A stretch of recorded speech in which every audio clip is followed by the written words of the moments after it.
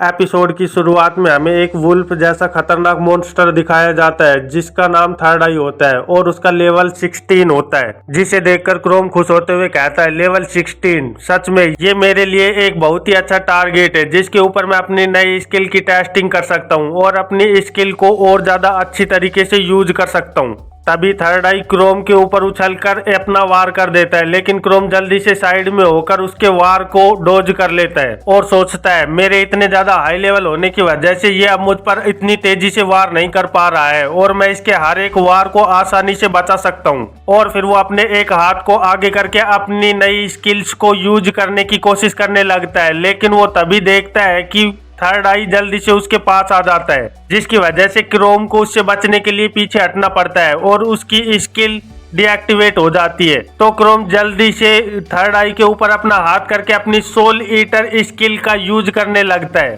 पर थर्ड आई उस वार को भी जल्दी से डोज करते हुए जल्दी से क्रोम के ऊपर अटैक कर देता है और क्रोम ये देखकर चौंक जाता है। आखिरकार ऐसा कैसे हो सकता है, ये तो 16 लेवल का है, फिर भी ये मेरी स्किल्स को कैसे रोक पा रहा है। और जब थर्ड आई क्रोम के ऊपर अटैक करने आगे बढ़ता है तो क्रोम जल्दी से अपने पंजे से उसके ऊपर अटैक करके उसे वहीं पर रोक देता है और थर्ड आई की ओर आगे बढ़ते हुए सोचता है सोल ईटर ये सच में लोगों का मानना स्टील कर सकता है और उनकी मेमोरी को भी टारगेट कर सकता है। मैंने सोचा था कि ये एक बहुत ही ज्यादा पावरफुल यूज होगा कि मैं अपने अपोनेंट को मिड बैटल में ही अपनी इस स्किल की वजह से उसे कंफ्यूज कर दूं और उसकी मेमोरी को फेर बदल कर दूं। पर इससे लड़ने के बाद मुझे पता चला है कि अगर मुझे अपनी स्किल को पूरी तरीके से यूज करने से पहले ही दूर कर दिया जाए तो ये स्किल उस पर कोई काम नहीं करती और मैं तो लेवल 16 अपोनेंट के आगे ही इस स्किल को यूज करने में फेल हो गया हूँ। इसीलिए अगर मुझे किसी हाई लेवल के साथ ऐसा करना पड़ा तो मैं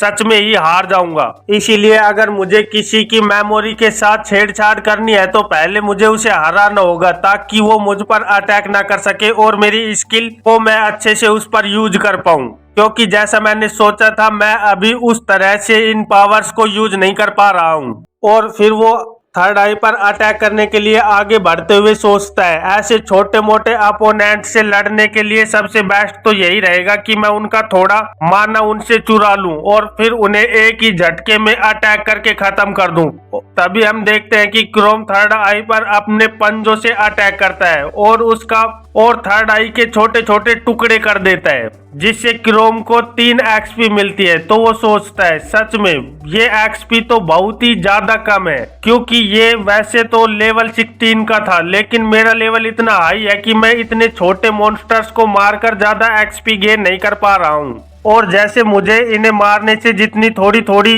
एक्सपी मिल रही है उन एक्सपी से तो मुझे नहीं लगता कि मैं आगे भविष्य में और ज्यादा स्ट्रोंग हो पाऊंगा। फिर क्रोम उस कटे फटे थर्ड आई को देखते हुए अपने मन में सोचता है चलो जैसा भी हो, लेकिन मैंने ऐसा वियर्ड मॉन्स्टर पहले कभी नहीं देखा। आखिरकार ये मॉन्स्टर यहाँ कर क्या रहा है। और अगर इसके लेवल की बात की जाए तो ये टाउन के पास बहुत ही ज्यादा हाई लेवल का मॉन्स्टर है, इसे यहाँ पे नहीं होना चाहिए, फिर भी ये यहाँ पर क्या कर रहा है। मैं तो बस यही आशा करता हूँ कि ये एल एमोन ना हो। और यही सोचते सोचते क्रोम वहीं पर बैठकर आग जलाकर उसे खाने लगता है और पास में ही मीट पका रहा होता है। और फिर वो खाते खाते सोचता है मैं रॉकडेड के बहुत ही ज्यादा पास हूँ, वो मेरा होम टाउन है और अब मैं अपनी मास्कुरेड टेक्निक को और ज्यादा देर चला सकता हूँ, क्योंकि अब मैं मॉन्स्टर से माना स्टील कर सकता हूँ। चलो फिर अब मैं ट्राई करता हूँ कि जब तक पॉसिबल हो सके मैं इसी इंसानी फॉर्म में रहूंगा और मॉन्स्टर फॉर्म में चेंज नहीं होऊंगा, क्योंकि मैं नहीं चाहता कि मेरे टाउन में जाते ही मेरी मॉन्स्टर फॉर्म को देखकर वहां पर लोग पैनिक कर जाए और वहां पे मुझे मारने के लिए मेरे पीछे पड़ जाए। और इससे भी ज्यादा बड़ा रीजन तो मेरा इंसान फॉर्म में रहने का ये है कि क्योंकि जब जब मैं इस मॉन्स्टर फॉर्म में रहता हूँ तब तब मेरे दिमाग मुझे मॉन्स्टरस चीजें करने के लिए उकसाता रहता है। इसीलिए मुझे ज्यादा से ज्यादा ह्यूमन फॉर्म में रहना चाहिए, क्योंकि मैं नहीं चाहता कि मैं एक मॉन्स्टर की तरह काम भी करने लग जाऊं। और फिर वो एक और देखते हुए कहता है मेरा इंतजार करना कलाइमा, मैं जल्दी ही घर आ रहा हूँ, मैं जल्दी ही वापस तुम्हारे पास आ जाऊंगा। और यहाँ से सीन कट होकर कहीं और का सीन दिखाया जाता है, जहाँ कोई अपना एक गिलास टेबल पर मार रहा होता है और गालियां निकाल रहा होता है। वहाँ हम देखते हैं कि दो लोग बैठकर ड्रिंक कर रहे होते हैं। तो उनमें से एक कहता है शांत हो जाओ, आराम से बैठो, क्योंकि इस दुनिया में लोगों की कमी नहीं है और ये वर्ड इतना ज्यादा बड़ा भी नहीं है, इसीलिए हमें जल्दी ही कोई नया मेंबर मिल ही जाएगा। और फिर हमें वो दूसरा लड़का दिखाया जाता है जो कि आर्थर होता है, जिसे हमने अपने पहले एपिसोडों में देखा था। जब क्रोम फर्स्ट टाइम डंजन के अंदर गया था तब इसी ने उसे वहां मरने के लिए छोड़ दिया था। तो आर्थर कहता है वो लोग हमें अवॉइड कर रहे हैं, मैं ये जानता हूँ, मुझे विश्वास है कि वो लोग हमारे साथ अब काम नहीं करना चाहते। तो उसके साथ बैठा हुआ आदमी कहता है क्या ऐसा कैसे हो सकता है, आखिरकार हमने ऐसा क्या किया है कि वो लोग हमारे साथ काम नहीं करना चाहते और हमारे ऊपर विश्वास नहीं रखते। तो आर्थर उसे बताना लगता है ये सब उसी लड़की की वजह से हो रहा है जो हमें गली में मिली थी, वो क्रोम की बहन है और वो पूछ रही थी आखिरकार तुम दोनों ही वापस क्यों आए हो, मेरा भाई क्यों नहीं वापस आया। और हम देख सकते हैं कि ये बताते वक्त आर्थर के चेहरे से पसीने छूट रहे होते हैं, क्योंकि वो कलाइमा की ये बात सुनकर बहुत ही ज्यादा डर जाता है। तो कलाइमा शांत होते हुए उसे कहती है ठीक है अगर तुम नहीं बताना चाहते तो, लेकिन तुम्हें इसका हर्जाना तो भुगतना ही होगा।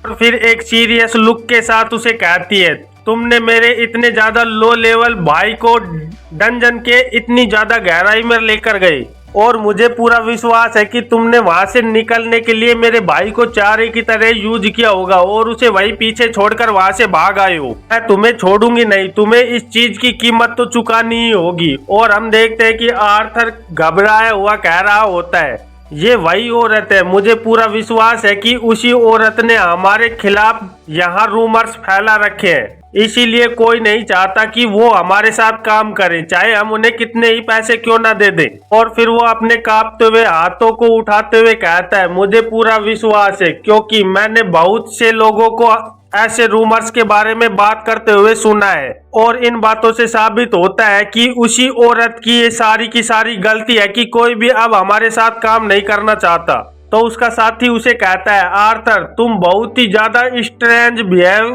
कर रहे हो जब से वो हादसा हुआ था, तुम्हें थोड़ा शांत रहना चाहिए, हमें कोई ना कोई तो मिल ही जाएगा। पर तभी हम देखते हैं कि आर्थर अपने मग को जल्दी से टेबल पर फेंक देता है और अपने साथी का गला पकड़कर कहता है मैंने तुझे उस बारे में बात करने के लिए मना किया था ना, मैं नहीं चाहता हूँ कि उस बारे में कभी कोई बात करे क्योंकि वो मेरी गलती नहीं थी, क्योंकि मुझे क्या पता था कि वहाँ इतने ज्यादा मॉन्स्टर होंगे और हम वहाँ नेस्ट में चले जाएंगे, ये तो सरासर उसी की गलती थी क्योंकि उसे इतने ज्यादा लो लेवल के साथ डंजन में जाने की क्या जरूरत थी, हमने उसके साथ कोई जबरदस्ती नहीं की थी, वो वहाँ अपनी मर्जी से गया था और अगर हम वहाँ से नहीं भागते तो हम सारे के सारे ही वहाँ मारे जाते, क्या मैं सही कह रहा हूँ। तो उसका साथी उसे शांत करने लगता है और कहता है तुम ज्यादा इन बातों पर ध्यान मत दो, मैं इसका ध्यान रखूंगा कि आगे से ऐसी कोई बात न की जाए। और इधर आर्थर अपने दांत भींचते हुए कहता है मैं गलत नहीं हूँ क्योंकि मैं कोई कातिल नहीं हूँ, इसीलिए मेरी ओर ऐसे नीचा नजरों से मत देखो। और हम देखते हैं कि वो कलाइमा को याद कर रहा होता है, जिसे याद कर कर वो गुस्से से कहता है वो औरत मैं उसे छोड़ूंगा नहीं क्योंकि उसने हमारे बारे में बहुत सी अफवाहें फैलाई हैं, इसीलिए मैं उसे कभी माफ नहीं करूंगा, मैं उसे जान से मार दूंगा। और फिर यहाँ से सीन कट होकर एक अंधेरी गुफा का सीन दिखाया जाता है जहाँ कोई आ रहा होता है और हम देखते हैं कि वहाँ पे एक लड़की उछलते हुए आ रही होती है और कहती है सच में कितनी ज्यादा वंडरफुल जगह है और तुम भी कितने ज्यादा अच्छे लग रहे हो। फिर हमें पता चलता है कि उसके सामने डंजन बॉस होता है जिसका नाम फेनरिर होता है और वो एक भेड़िए की शक्ल का होता है जिसके ऊपर बहुत सी आंखें बनी हुई होती है, जिसे देखकर वो लड़की कहती है अभी तक तो 100 दिन भी नहीं बीते हैं और हमने बॉस को इतने ज्यादा पावरफुल बनाने में कामयाब हो गए हैं, मेरे मास्टर सच में बहुत ही ज्यादा जीनियस आदमी है। इधर हम देखते हैं कि डंजन बॉस उस लड़की की ओर देखकर बहुत तेज चिल्लाने लगता है और उसे खाने के लिए आगे बढ़ता है। तो वो लड़की शांत होकर कहती है सच में ये बहुत ही ज्यादा बैड मैनर्स है, तुम्हें ऐसा नहीं करना चाहिए। और अपनी जेब से एक छोटा मोती के जैसा बाहर निकालती है जिसके अंदर माना बह रहा होता है और उस मोती को वो डंजन बॉस को दिखाती है, जिसे देखकर डंजन बॉस चौंक जाता है और हम साफ देख सकते हैं कि उसका डंजन बॉस भी उसे देखकर बहुत ज्यादा घबरा गया होता है। फिर डंजन बॉस उस लड़की से थोड़ा पीछे हटने लगता है तो वो लड़की हंसते हुए कहती है, तो तुम्हें अब पता चल चुका है कि मैं कौन हूँ, ये मानना तुम्हारे मास्टर का है। ये सुनकर डंजन बॉस घबराकर पीछे हटने लगता है और शांत हो जाता है। तो वो लड़की उसकी तरफ घूमकर देखते हुए कहती है, तुम्हें मैनर्स सीखने चाहिए, तुम्हें अपने मास्टर के साथियों पर ऐसे अटैक नहीं करना चाहिए और अपने मास्टर की इच्छाओं को पूरी करने के लिए हमेशा तैयार रहना चाहिए,